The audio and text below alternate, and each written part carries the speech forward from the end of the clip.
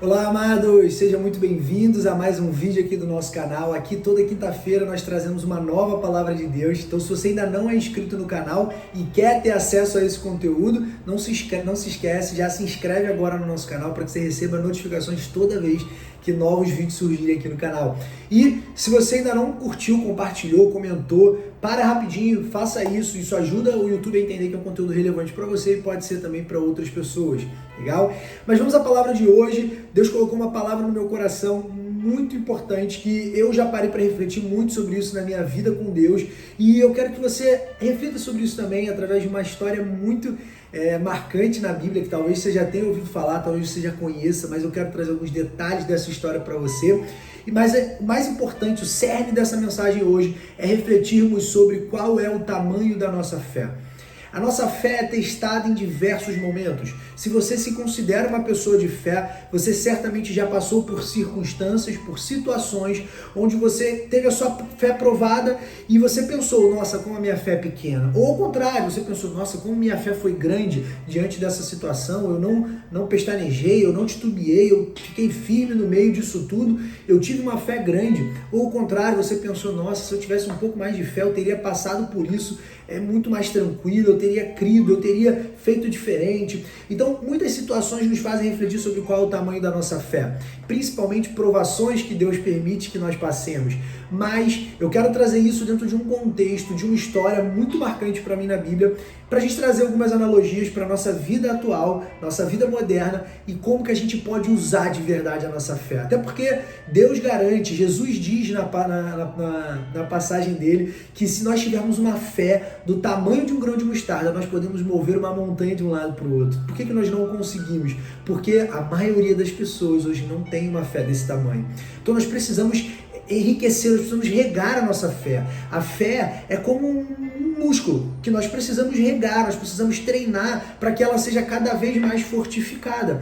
E nós não simplesmente largarmos de mão e falar, eu tenho fé, ok, quando eu precisar eu uso. Não, não é assim que a fé funciona. A fé precisa ser treinada, precisa ser regada, ela precisa ser cultivada. Só dessa maneira você atingirá níveis de fé que, independente da circunstância que você passe, meu amigo, minha amiga, você terá certeza, você terá convicção. Pode vir o que for, a minha fé é maior do que tudo, o meu Deus é maior do que tudo. Vamos refletir um pouquinho sobre essa passagem. Se você puder, abre comigo em Daniel 3:6, tá? Capítulo 3, versículo 6. E antes da gente começar a leitura de fato, eu quero só contextualizar para que você entenda o contexto histórico que essa passagem acontece. Então, essa passagem aqui conta um pouquinho da história de três personagens da Bíblia chamados Sadraque, Mesaque e Abidnego. São três sábios, são três homens que eram judeus, ou seja, hebreus, e eles saíram de Judá e foram cativos para a Babilônia, juntamente com Daniel, inclusive, que a gente falou um pouquinho já sobre a história dele, né, quando ele interpretou o sonho do rei, mas isso aqui é outra história. Então, Sadraque, Mesaque e Abidnego foram para a Babilônia como cativos, como sábios, e eles trabalhavam, eles tinham funções dentro do palácio, junto com Daniel, inclusive, que se tornou governador.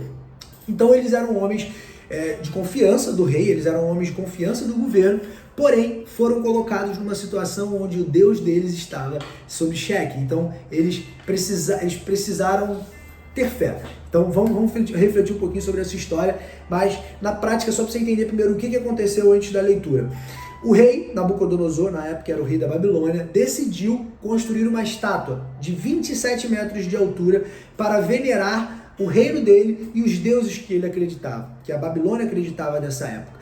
E só para você ter uma ideia, caso você não tenha noção do que significa 27 metros de altura, eu sou engenheiro, como eu já falei, então eu gosto muito de analogias, principalmente numéricas. Então, só para você ter uma ideia, hoje um pavimento, um andar, se você mora num apartamento, por exemplo, ou até mesmo numa casa, normalmente um pavimento comum, uma medida média é 3 metros de altura. Então, entre 2,50 e 3 metros de altura, vamos arredondar para 3 metros. Se a tua casa, se o pavimento que você tiver agora tiver 3 metros de altura, a gente está falando que essa estátua tinha 9 vezes o tamanho do teu apartamento. Então imagina, é quase que um prédio de 9 andares. Então imagina você estar de frente para uma estátua de ouro, tá? Com 9 metros, com 27 metros, que seriam 9 andares de altura. Imagina, olha a grandiosidade dessa estátua que o rei decidiu construir. Só que o mais impactante foi que quando ele construiu essa estátua, ele fez um decreto junto, nesse mesmo dia, ele juntou todo mundo em Dura, que era uma província da Babilônia, e decretou. Ele falou, ó, a partir de agora a gente vai tocar alguns sons aqui de trombetas e de outros instrumentos, e quando vocês escutarem esses sons, todos devem se prostrar no chão diante dessa estátua, para venerar o meu reino e a mim. Ou seja, ele quis fazer algo para a glória própria. E ele fez um decreto para que todo mundo se prostrasse diante dele. E para a maioria das pessoas daquela época, aquilo era apenas mais um capricho do rei. Tá, legal, o rei quer que eu me prostre diante dele. Tá, só que ele fala, e quem não se prostrar vai ser jogado nas fornalhas em chamas. Ou seja, ele promete morte para quem não se prostrar. E todo mundo, para agradar o capricho do rei, pensa, tá, é um capricho do rei, tudo bem, não muda nada na minha vida, eu vou me prostrar aqui. Só que para Sadraque, Mesaque e Abidnego, para eles era muito claro que para os hebreus, eles não podiam se prostrar diante de nenhuma estátua, diante de nenhum outro Deus, porque a Bíblia é clara, Deus não divide a glória dele com ninguém, nem mesmo com você. Então cuidado para não se colocar como um Deus, cuidado para não se auto-idolatrar, cuidado para não idolatrar coisas do mundo, cuidado para não idolatrar outros deuses, cuidado para não idolatrar, às vezes, pessoas da tua família. Isso é comum, a gente às vezes idolatrar, por exemplo, um filho, um pai, uma mãe, e achar que o pai, a mãe ou o filho está à frente de Deus. Deus está à frente de tudo e ele não divide a glória dele com ninguém.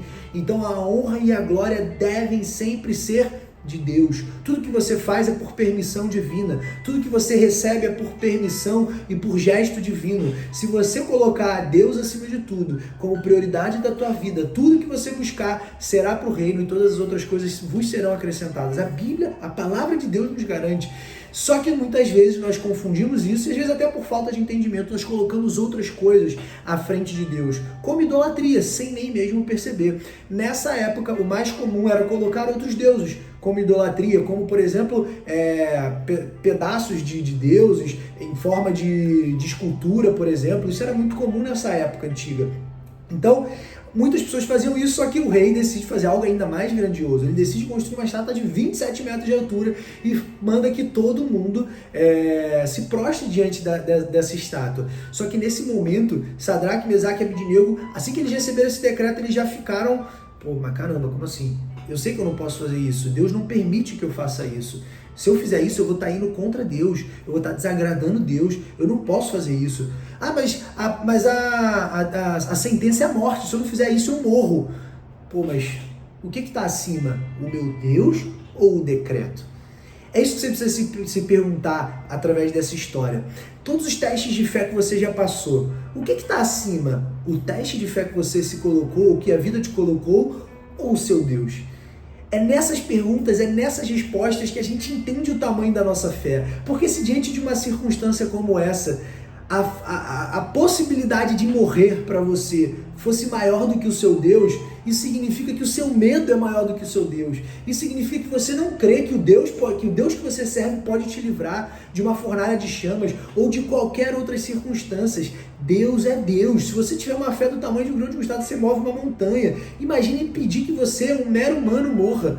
Então, nesse momento, Sadraque, Mesaque e Abidnego precisaram ter uma fé muito forte. E eles tiveram a fé dele testada. Vamos agora à leitura para a gente entender melhor como isso aconteceu na prática. Então, lá no versículo 6, o rei determina: quem não se prostrar em terra e não adorá-la será imediatamente atirado numa fornalha em chamas. E aí, vamos pular para o 16 agora. Sadraque, Mesaque e Abidnego responderam ao rei: ó Nabucodonosor, não precisamos defender-nos diante de ti. Se formos atirados na fornalha em chamas, o Deus a quem prestamos culto pode livrar-nos, e ele nos livrará das tuas mãos, ó rei. Mas se ele não nos livrar, saiba, ó rei, que não prestaremos culto a teus deuses, e nem adoraremos a imagem de ouro que mandastes erguer. Olha o que eles estão falando aqui. Eles estão falando basicamente o seguinte: rei, com todo respeito, eu creio no meu Deus, e o meu Deus não se agrada que eu sirva a outros deuses, ou que eu preste culto a outros deuses. Então, desculpa, rei, mas esse teu decreto não vai ser maior do que o meu Deus. Eu vou servir ao meu Deus. E se ele manda eu não prestar culto, eu não vou prestar culto. Se a sentença for a morte, eu creio que ele pode me livrar. Mas se ele não quiser me livrar, tá tudo bem também, Deus. Rei, tá tudo bem também, Nabucodonosor. Eu não vou prestar o culto para outros deuses. Se Deus quiser me livrar, ele me livra. Se Deus não quiser me livrar, que eu morra, tendo certeza de que eu morri por fé. Isso daqui é uma convicção, é uma fé de fato genuína. É a certeza de que Deus pode me livrar, mas que seja feita a vontade de Deus e não a minha. Eu não quero me livrar simplesmente porque eu neguei prestar culto a outros deuses. Eu quero que Deus me livre se for da vontade dele. Isso é se submeter, é um amor de submissão a Deus de verdade. É isso que Deus busca, é isso que Deus quer, é isso que nós precisamos fortalecer cada vez mais dentro de nós e que está cada vez mais se perdendo, porque nós estamos colocando cada vez mais as nossas vontades próprias, os nossos sentimentos que sempre são falhos à frente do que Deus quer para nós. E aqui Sadraque, Mesaque e Abednego me ensinam como ter fé mesmo diante de testes de fé. E só para você aprender a diferenciar, tá? Diferencie testes de fé de provações. São coisas diferentes. Provações são situações que Deus te coloca. Deus permite que você passe para durante a provação ele te provar. O nome já diz. Ele testar também a tua fé, mas ele te provar. Ele não te dá a opção. Você está naquela provação e tudo que você precisa e pode fazer é orar, é crer e ter a convicção de que você vai sair daquela provação mais forte do que você entrou. Isso é uma provação. Isso acontece com todos nós. Um teste de fé, como a gente pode ver aqui, é algo opcional. Sadraque, Mesaque e Abednego tiveram a opção de se prostrar. Teste de fé são momentos para você trazer para o teu dia a dia, são situações que você passa no teu dia a dia, onde você tem a opção de escolher, são situações onde você tem a opção, por exemplo, de sonegar imposto ou não, são situações onde você tem a opção de aceitar um suborno ou não, são situações, por exemplo, onde você tem a opção de beber ou não, de se drogar ou não, são situações onde você tem a opção de ir ou não a um lugar, de ter ou não uma amizade, de fazer ou não o que você quis fazer. São situações onde você pode optar. São situações onde você, em um certo momento, você teve o discernimento. Vou por aqui ou vou por ali?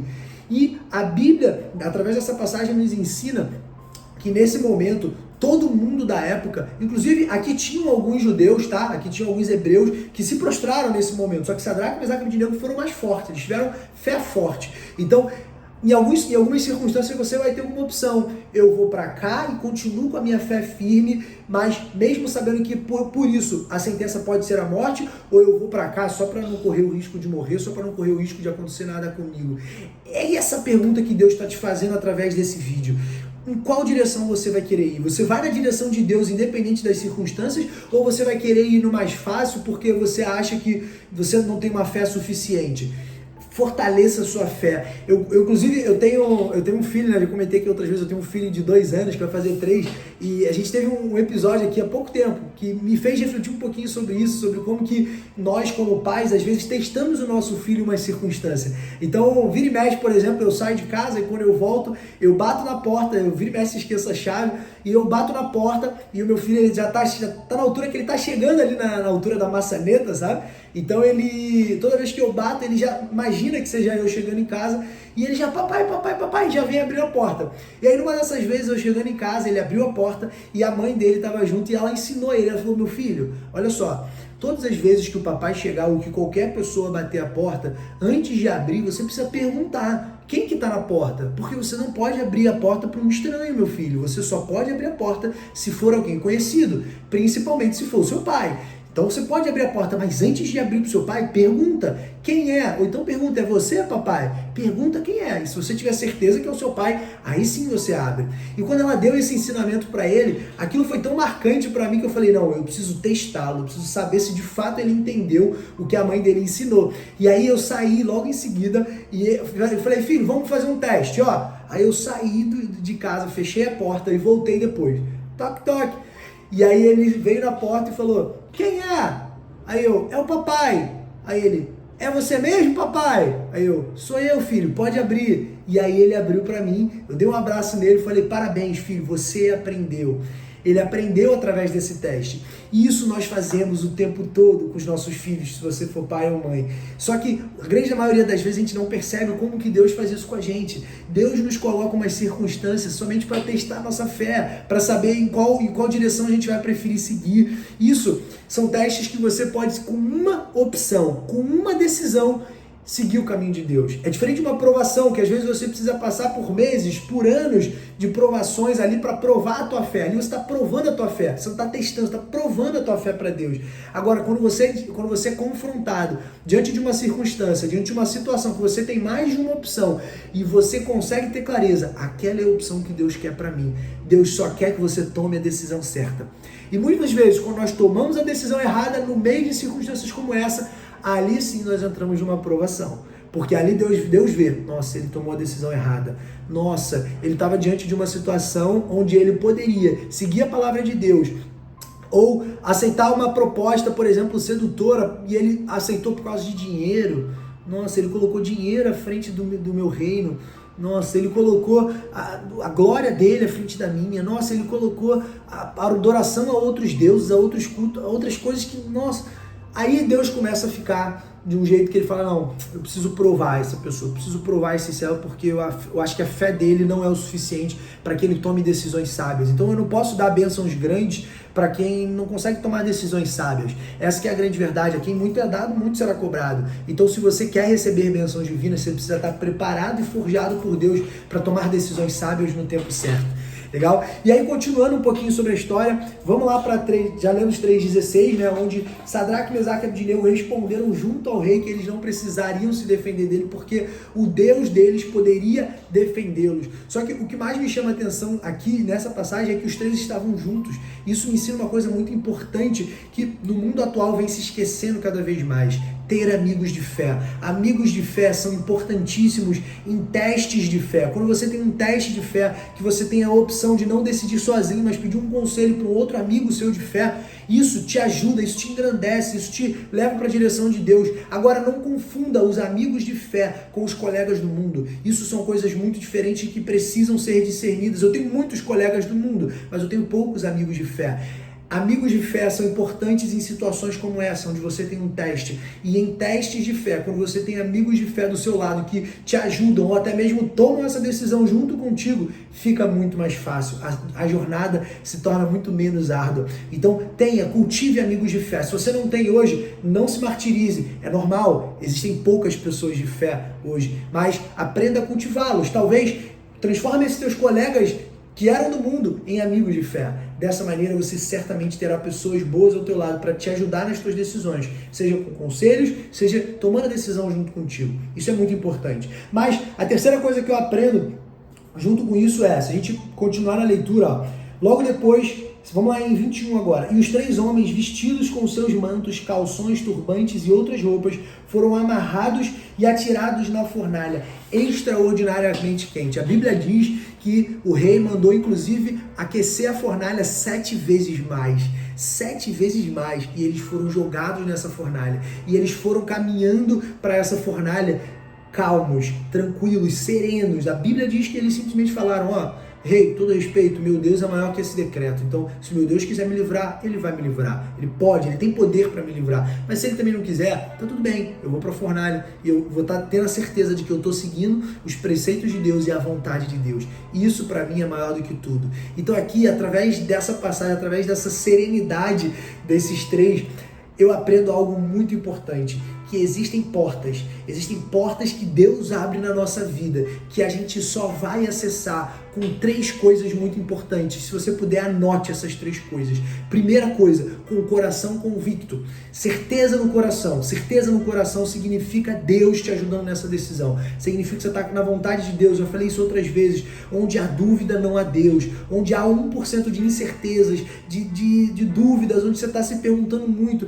Acredite, não há Deus ali. Não tome essa essa decisão. Agora, se você está com o coração convicto, se você tem certeza disso, ali Deus está junto contigo. Outra coisa que eu aprendo disso são passos de fé. Esses homens foram caminhando. Imagine, eles tiveram 2 chances de se prostrar e eles não se prostraram. E eles foram caminhando em direção àquela fornalha. Imagine os passos que esses homens deram em direção àquela fornalha, onde onde o mundo dizia: se você entrar aí você vai morrer, se você entrar aí você vai morrer, se você entrar aí você vai morrer. Mas eles davam cada passo com fé, com certeza, com a convicção de que onde eles entrarem, seja numa fornalha, seja num deserto, seja numa tempestade, Deus tinha poder de livrá-los. E mesmo que Ele não livrá-los, eles estariam no centro da vontade de Deus. Aquela certeza, aquela fé, aqueles passos de fé davam a eles a convicção de que eles estavam no caminho certo. E a terceira coisa que eu aprendo no meio disso tudo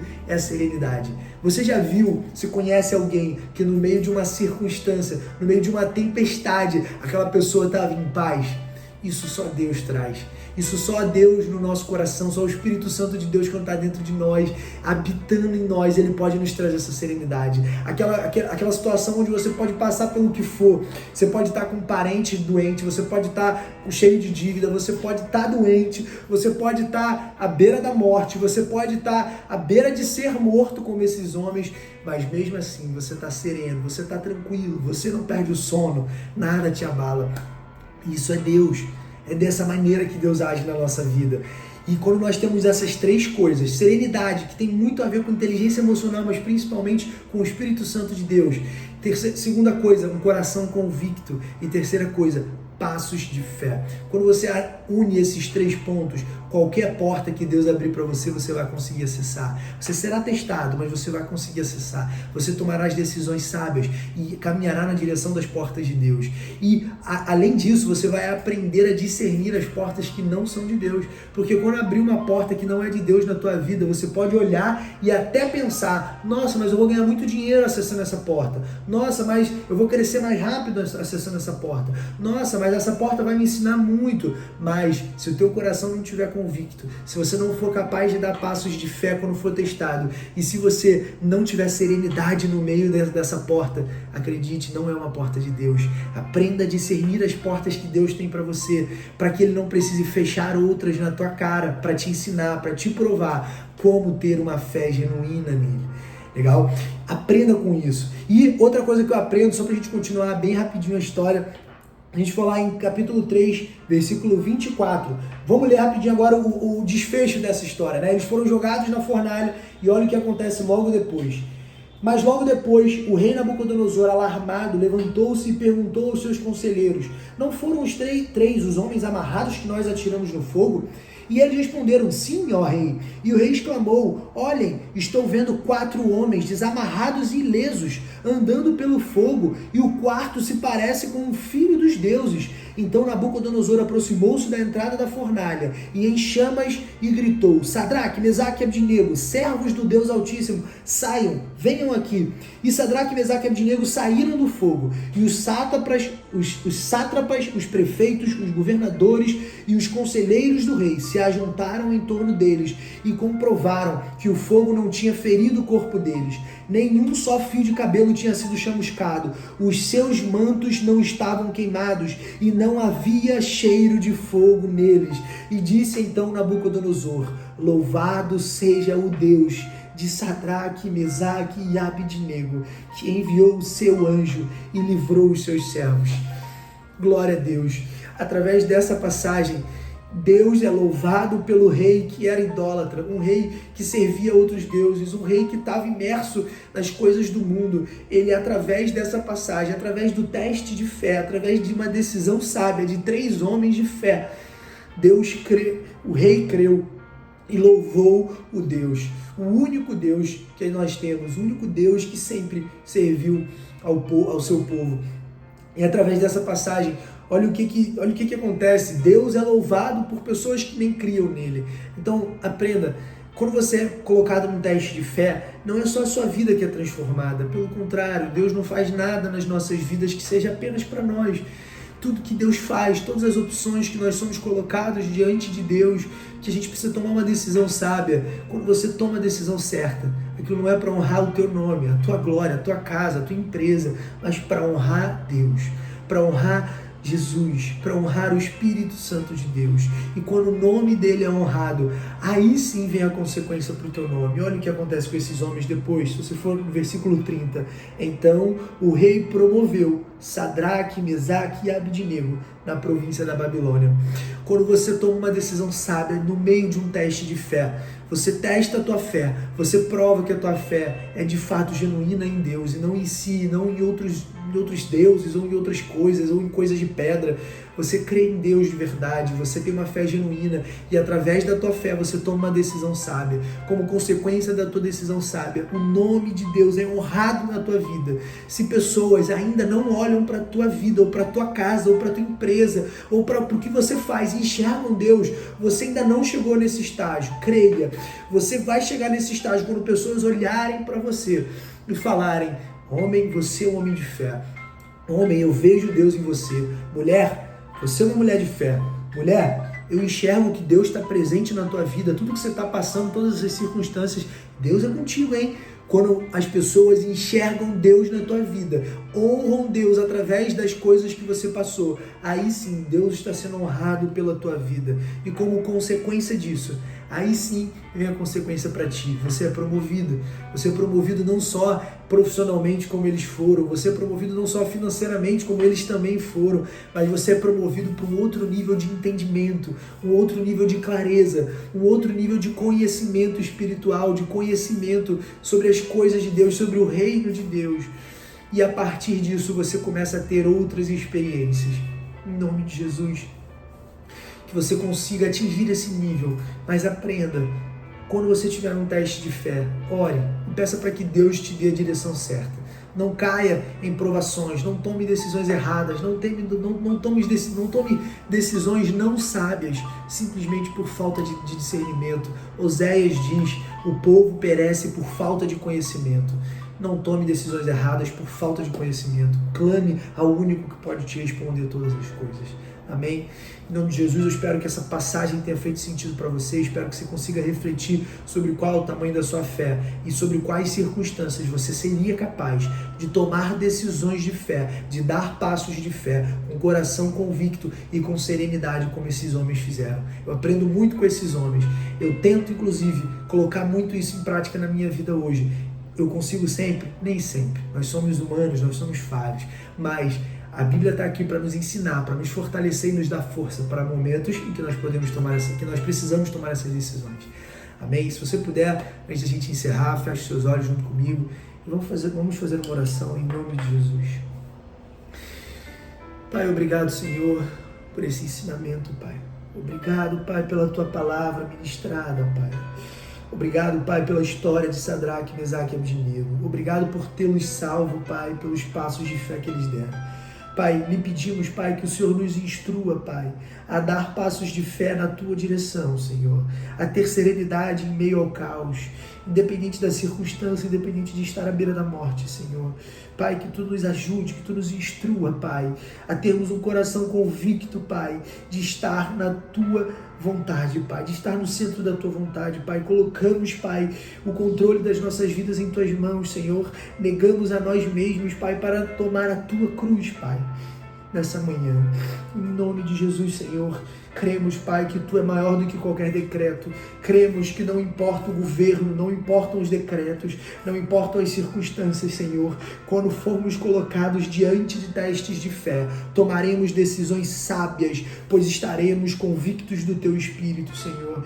E em nome de Jesus, caminharemos para honrar o Teu nome, para glorificar o Teu reino, Senhor. E como consequência disso, Pai, todas as coisas que precisamos nos serão acrescentadas, Pai. Promoções profissionais, promoções financeiras, Senhor. Outro nível de entendimento espiritual, Senhor. Eu clamo nesse vídeo, nessa oração, Pai, para que todos que estão convictos nessa oração junto conosco, Pai, que eles tenham um outro nível despertado, um outro nível de entendimento, um outro nível de clareza, um outro nível de intimidade contigo, Pai, pois só essa intimidade pode nos dar essa convicção convicção e aumentar a nossa fé, Pai. Nos ensina a fortalecer a nossa fé e cultivá-la dia após dia, Pai, para que cresçamos em espírito, fraquecemos nossa carne, Pai, e para caminharmos nos teus caminhos, Senhor. Em nome de Jesus, meu Pai. Em nome de Jesus. Amém, amados? Espero que vocês tenham gostado desse vídeo. Se você gostou, não esquece de compartilhar, de comentar. Compartilha com aquela pessoa que você acha que precisa receber essa palavra. Em nome de Jesus, nos vemos na semana que vem.